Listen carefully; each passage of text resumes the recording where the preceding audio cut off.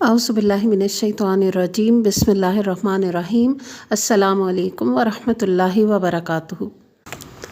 الحمدللہ آج ہم الرحیق المختوم کتاب کی تیسری ایپیسوڈ کے ساتھ حاضر ہیں، اور آج کا ٹاپک ہے جاہلی معاشرے کی چند جھلکیاں۔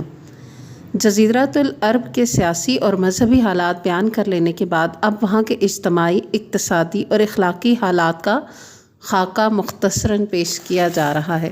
یعنی پہلے ہم نے پڑھا کہ وہ دین کیا تھا، اور اس سے پہلے ہم نے پڑھا تھا کہ جیوگرافیکلی کیا تھا سارا سینیریو۔ تو اب ہم دیکھ رہے ہیں کہ جاہلی معاشرے کے اندر ہو کیا رہا تھا اخلاقی طور پہ۔ اجتماعی حالات۔ عرب آبادی مختلف طبقات پر مشتمل تھی، اور ہر طبقے کے حالات ایک دوسرے سے بہت زیادہ مختلف تھے۔ چنانچہ طبقہ اشراف یعنی ایلیٹ کلاس میں مرد عورت کا تعلق خاصا ترقی یافتہ تھا۔ عورت کو بہت کچھ خود مختاری حاصل تھی، اس کی بات مانی جاتی تھی، اس کا احترام اور تحفظ کیا جاتا تھا کہ اس کی راہ میں تلواریں نکل پڑتی تھیں اور خون ریزیاں ہو جاتی تھیں۔ آدمی جب اپنے کرم و شجاعت پر، جسے عرب میں بڑا بلند مقام حاصل تھا، اپنی تعریف کرنا چاہتا تو عموماً عورت ہی کو مخاطب کرتا۔ بسا اوقات عورت چاہتی تو قبائل کو صلح کے لیے اکٹھا کر دیتی، اور چاہتی تو ان کے درمیان جنگ اور خون ریزی کے شعلے بھڑکا دیتی، لیکن ان سب کے باوجود بلا نزاع مرد ہی کو خاندان کا سربراہ مانا جاتا تھا، اور اس کی بات فیصلہ کن ہوا کرتی تھی۔ اس طبقے میں مرد اور عورت کا تعلق عقد نکاح کے ذریعے ہوتا تھا، اور یہ نکاح عورت کے اولیاء کے زیر نگرانی انجام پاتا تھا۔ عورت کو یہ حق نہیں تھا کہ ان کی ولایت کے بغیر اپنے طور پر اپنا نکاح کر لے۔ ایک طرف طبقہ اشراف کا یہ حال تھا، تو دوسری طرف دوسرے طبقوں میں مرد و عورت کے اختلاط کی کئی صورتیں تھیں، جنہیں بدکاری اور بے حیائی اور فحش کاری اور زناکاری کے سوا کوئی اور نام دیا ہی نہیں جا سکتا۔ حضرت عائشہ رضی اللہ عنہا کا بیان ہے کہ جاہلیت میں نکاح کی 4 صورتیں تھیں۔ تو یہ آگے جو ہے نا جاہلی رسوم و رواج کے مطابق جو فحاشی اور بے حیائی پر مبنی 4 صورتیں ہیں ان کی نکاح کی، اس کا ذکر ہے، جس کا اسلام سے تو خیر کوئی تعلق ہو ہی نہیں سکتا، مگر یہ کہ اس معاشرے میں یہ بھی رائج تھی۔ مگر یہاں اس کو یہیں پہ بھی کمپیریزن کر کے دیکھیں، جو ایلیٹ کلاس تھی ان کے اندر بھی یہ بے حیائی اور فحاشی کے کام نہیں ہوتے تھے نکاح کے نام پہ، اور وہ جو طبقہ اشرافیہ تھا وہ ایک اخلاقی ضابطوں کی پابندی کرتا تھا۔ تو یہ ساری گفتگو کو تھوڑا سا میں اسکپ کروں گی، آگے ہم نیکسٹ پیج پہ دیکھتے ہیں کہ جب اللہ تعالیٰ نے محمد صلی اللہ علیہ وآلہ وسلم کو مبعوث فرمایا تو جاہلیت کے سارے نکاح منہدم کر دیے، صرف اسلامی نکاح باقی رہا جو آج رائج ہے۔ عرب میں مرد عورت کے ارتباط کی بعض صورتیں ایسی بھی تھیں جو تلوار کی دھار اور نیزے کی نوک پر وجود میں آتی تھیں، یعنی قبائل جنگوں میں غالب آنے والا قبیلہ مغلوب قبیلے کی عورتوں کو قید کر کے اپنے حرم میں داخل کر لیتا تھا، لیکن ایسی عورتوں سے پیدا ہونے والی اولاد زندگی بھر عار محسوس کرتی تھی۔ زمانہ جاہلیت میں کسی تحدید کے بغیر متعدد بیویاں رکھنا بھی ایک معروف بات تھی۔ لوگ ایسی 2 عورتیں بھی بیک وقت نکاح میں رکھ لیتے تھے جو آپس میں سگی بہنیں ہوتی تھیں۔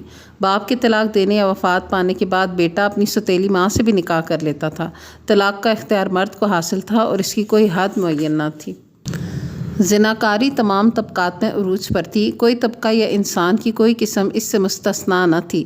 البتہ کچھ مرد اور کچھ عورتیں ایسی ضرور تھیں جنہیں اپنی بڑائی کا احساس اس برائی کے کیچڑ میں لت پت ہونے سے باز رکھتا تھا۔ پھر آزاد عورتوں کا حال لونڈیوں کے مقابل نسبتاً اچھا تھا۔ اصل مصیبت لونڈیاں ہی تھیں، اور ایسا لگتا ہے کہ اہل جاہلیت کی غالب اکثریت اس برائی کی طرف منسوب ہونے میں کوئی بھی عار محسوس نہیں کرتی تھی۔ چنانچہ سنن ابی داؤد وغیرہ میں مروی ہے کہ ایک دفعہ ایک آدمی نے کھڑے ہو کر کہا کہ اللہ کے رسول صلی اللہ علیہ وآلہ وسلم، فلاں شخص میرا بیٹا ہے، میں نے جاہلیت میں اس کی ماں کے ساتھ برا کام کیا تھا۔ آپ صلی اللہ علیہ وآلہ وسلم نے فرمایا، اسلام میں ایسے دعوے کی کوئی گنجائش نہیں، جاہلیت کی بات گئی، اب تو لڑکا اسی کا ہوگا جس کی بیوی یا لونڈی ہو اور زناکار کے لیے پتھر ہے۔ اور حضرت سعد بن ابی وقاص رضی اللہ عنہ اور عبداللہ بن زمعہ کے درمیان زمعہ کی لونڈی کے بیٹے عبد الرحمن بن زمعہ کے بارے میں جو جھگڑا پیش آیا تھا وہ بھی معلوم اور معروف ہے۔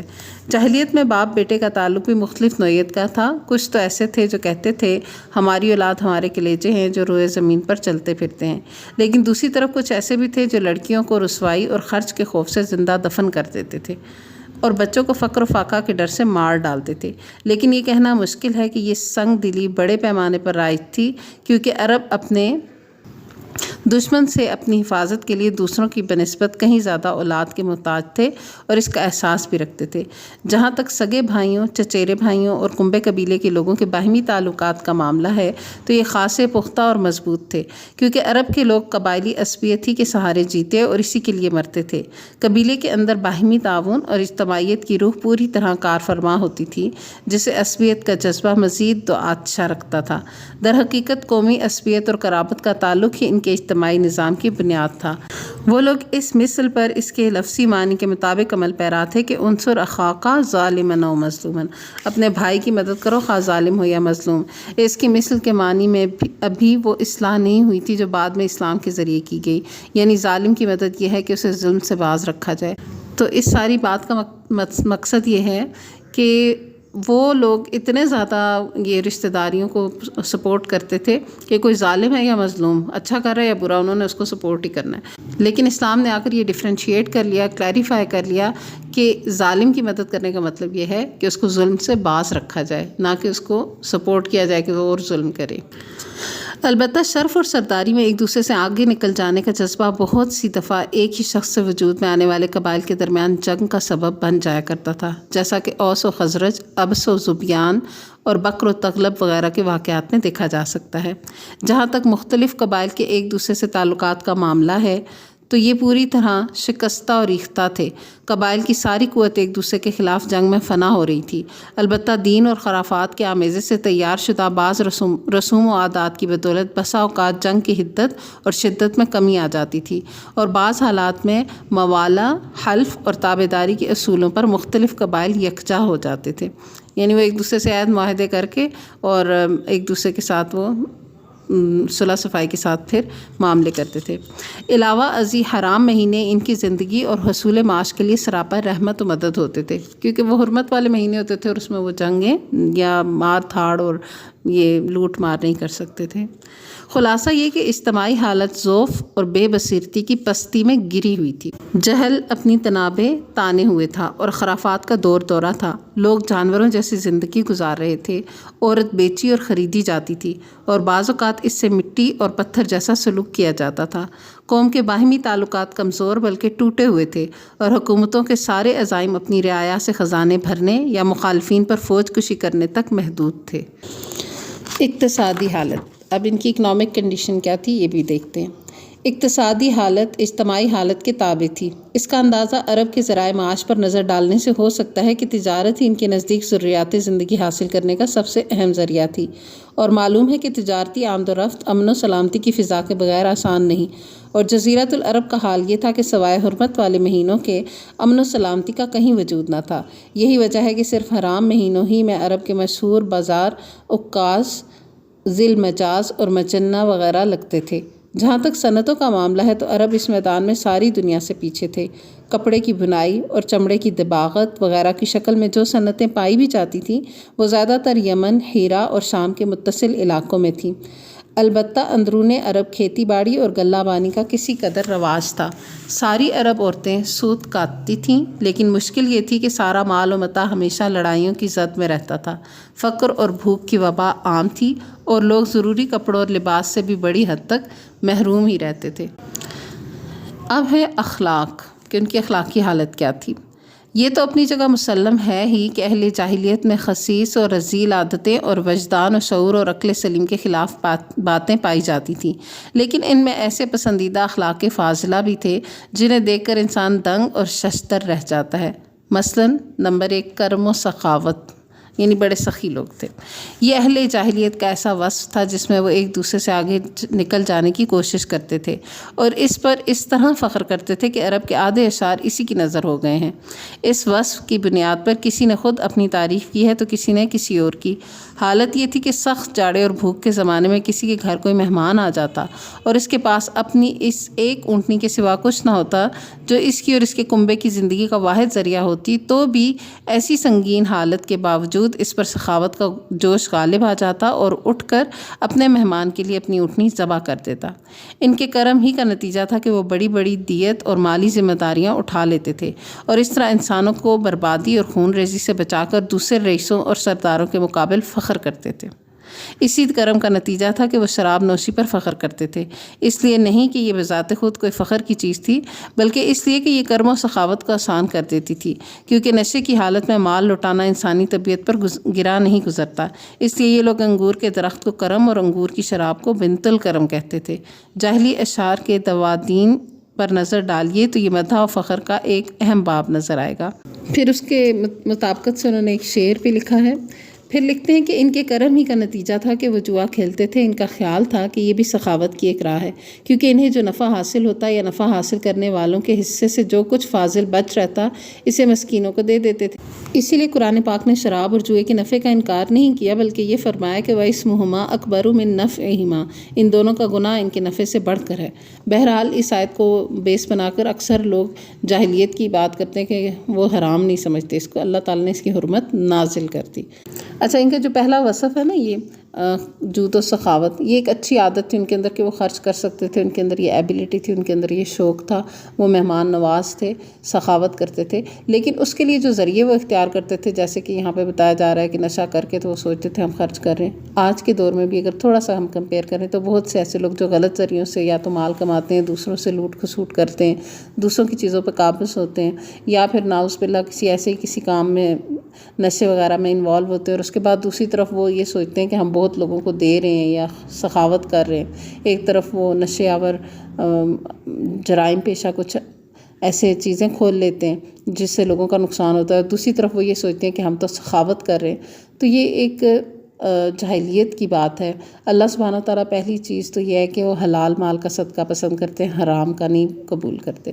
دوسری بات یہ کہ یہ اسلام سے پہلے جاہلیت کے لوگوں کا جو طرز عمل بتایا گیا نا، تو اسلام نے آ کے اس کو کیسے ریکٹیفائی کیا، یہ بھی ہم اس بک میں پڑھیں گے۔ ان باتوں کی وجہ سے ہم ذرا اپنا معاشرے کا کمپیریزن کریں کہ ہم ابھی تک اسی دور جاہلیت میں کھڑے ہیں۔ اسلام آئے ہوئے 1400 سال سے زیادہ ہو گیا، لیکن ہمارا معاشرہ پھر وہیں جا کے کھڑا ہو جاتا ہے جو جاہلیت کا دور ہے، کیونکہ جب ہم معاشرے میں سے اسلام کی روشنی نکالتے چلے جاتے ہیں تو جاہلیت ہی رہ جاتی ہے پیچھے۔ تو جتنا زیادہ ہمیں اسلام کی روشنی میسر آتی ہے، اتنا ہمیں پتہ چلتا ہے کہ ہمیں کہاں، کیا، کب، کیسے خرچ کرنا ہے اور کون سے کام ہیں جو ہمیں نہیں کرنے۔ ایک حدیث میں آتا ہے من احب للہ وابغض للہ وآطا للہ ومنع للہ فقد استکمل الایمان، جس نے اللہ کی خاطر محبت کی، اللہ کی خاطر بغض رکھا، اللہ کی خاطر دیا اور اللہ کی خاطر روک لیا، اس نے اپنا ایمان مکمل کیا۔ تو اسلام تو بڑی ترتیب دیتا ہے، بہت تربیت کرتا ہے۔ یہاں تو ان اوصاف کا ذکر ہے کہ جو عربوں کے اندر اسلام سے پہلے رینڈملی موجود تھے، ان کی یہ کچھ اچھائی بھی تھی لیکن بہت ساری برائیوں کی آمیزش کے ساتھ تھی۔ ٹھیک ہے، تو اس کو آئیڈیالائز نہیں کرنا، اس کو جسٹ ہم اسٹڈی کر رہے ہیں کہ ان کا پہلے سے یہ رویہ تھا، پھر اللہ تعالیٰ نے کیسے اس کو صحیح کیا، یہ آگے ہم دیکھیں گے۔ دوسرا وصف ہے ان کا وفائے عہد۔ یہ بھی دور جاہلیت کے اخلاق فاضلہ میں سے ہے۔ عہد کو ان کے نزدیک دین کی حیثیت حاصل تھی، جس سے وہ بہرحال چمٹے رہتے تھے، اور اس راہ میں اپنی اولاد کا خون اور اپنے گھر بار کی تباہی بھی ہیچ سمجھتے تھے۔ اسے سمجھنے کے لیے ہانی بن مسعود شیبانی، سموائل بن عادیہ اور حاجب بن زرارہ کے واقعات کافی ہیں۔ خودداری اور عزت نفس، یہ بھی ان کا ایک وصف تھا۔ اس پر قائم رہنا اور ظلم و جبر برداشت نہ کرنا بھی جاہلیت کے معروف اخلاق میں سے تھا۔ اس کا نتیجہ یہ تھا کہ ان کی شجاعت و غیرت حد سے بڑھی ہوئی تھی۔ وہ فوراً بھڑک اٹھتے تھے اور ذرا ذرا سی بات پر جس سے ذلت و اہانت کی بو آتی، شمشیر و سناں اٹھا لیتے اور نہایت خون ریز جنگ چھیڑ دیتے۔ انہیں اس راہ میں اپنی جان کی قطعاً پرواہ نہ رہتی تھی۔ اب اس کا مطلب یہ نہیں کہ اس کو آئیڈیالائز کر کے ہر 2 منٹ بعد ویسے ہی ہائپر ہوئے ہوئے ہیں تو دوسرے کے سر پر آ رہے ہیں۔ اب تو اسلام نے تمیز سکھائی نا، تربیت کی، لیکن یہاں پر یہ بتایا جا رہا ہے کہ ان کے اندر بہرحال جرأت تھی۔ یہاں پر میں ایک بات کی بھی بتانا چاہوں کہ یہ ان کے اندر خودداری اور عزت نفس اور بڑی شجاعت اور جرأت ضرور تھی، لیکن جب اسلام آیا اور مکہ کے جو اتنا لمبا عرصہ تھا اس کے اندر اتنا ظلم و ستم ہوتا رہا، مگر اللہ سبحانہ تعالیٰ کی طرف سے اگر یہ حکم تھا کہ اپنے ہاتھ روک لو، تو اتنی شجاعت اور اتنی زیادہ غیرت اور اتنا زیادہ سب کچھ ان کے اندر ہونے کے باوجود اس ایک حکم کی وجہ سے انہوں نے کبھی جنگ نہیں کی مکہ کے اندر، کبھی بدلہ نہیں لیا، کبھی بدل کر پلٹ کر وار نہیں کیا۔ تو اس لیے یہ پتہ چلتا ہے کہ اسلام نے پھر کس طرح سے تربیت کی، ہم آگے دیکھیں گے۔ تو یہ جو ہمارے معاشرے میں آج کل ہائپر ہوئے ہوتے ہیں نا سب لوگ، کہ ذرا سی بات ہوتی ہے اور اس کو اپنی غیرت کا مسئلہ بنا لیتے ہیں، انا کا مسئلہ بنا لیتے ہیں، اور نعوذ باللہ یہ ایک دوسرے کو مرنے مارنے پہ اتر آتے ہیں، تو اس کا ہمارے اسلام سے کوئی تعلق نہیں ہے۔ اسلام میں تو بڑے اعلیٰ اوصاف ہیں، تو یہ جو ان کے اوصاف کر کے بتائے جا رہے ہیں نا، یہ صرف یہ بیان کیا جا رہا ہے کہ ان کی اخلاقی حالت یہ تھی کہ جو اچھائی والی کام ہے، شجاعت، جرت، عزت نفس اور یہ سب، وہ بھی ایکسٹریم پہ لے جا کے انہوں نے اس کو خراب کیا ہوا تھا۔ پھر ہے جی عزائم کی تکمیل۔ اہل جاہلیت میں ایک خصوصیت تھی کہ جب وہ کسی کام کو مجد و افتخار کا ذریعہ سمجھ کر انجام دینے پر تل جاتے تو پھر کوئی رکاوٹ انہیں نہ روکتی، وہ اپنی جان پر کھیل کر اس کام کو انجام دے ڈالتے تھے۔ حلم اور بردباری اور سنجیدگی، یہ بھی اہل جاہلیت کے نزدیک قابل ستائش خوبی تھی، مگر یہ ان کی حد سے بڑھی ہوئی شجاعت اور جنگ کے لیے ہمہ وقت آمادگی کی عادت کے سبب نادر الوجود تھی۔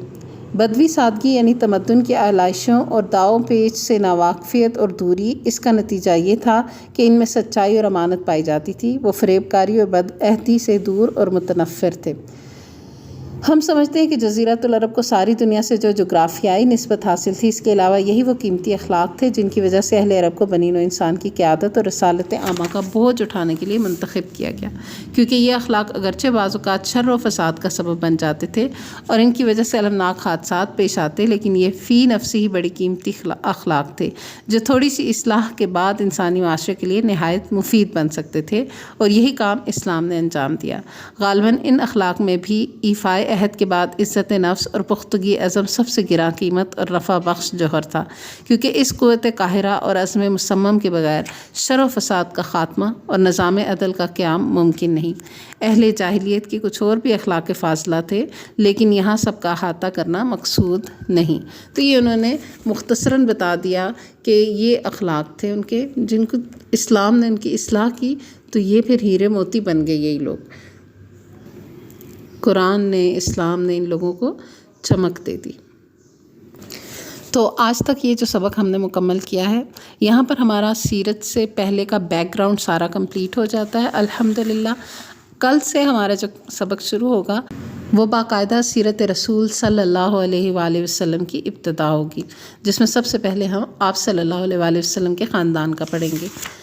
تو ضرور اس کتاب میں میرے ساتھ شامل رہیے اور لوگوں کو بھی شامل کیجیے، سب مل کے پڑھیں، اپنے گھر میں بھی سب مل کے پڑھیں، کیونکہ یہ تھوڑی سی موٹی کتاب ہے۔ بعض اوقات اگر کوئی شروع بھی کرتا ہے تو پھر بیچ میں ہی ڈراپ کر دیتا ہے، اور اکثریت ہمارے ہاں لوگ ایسے ہیں کہ جو بک ریڈنگ کے عادی نہیں رہے، تو آپ اس کو یہاں سے پڑھیں، انشاءاللہ یوں مل کر پڑھنا آپ کے لیے بھی آسان ہو جائے گا۔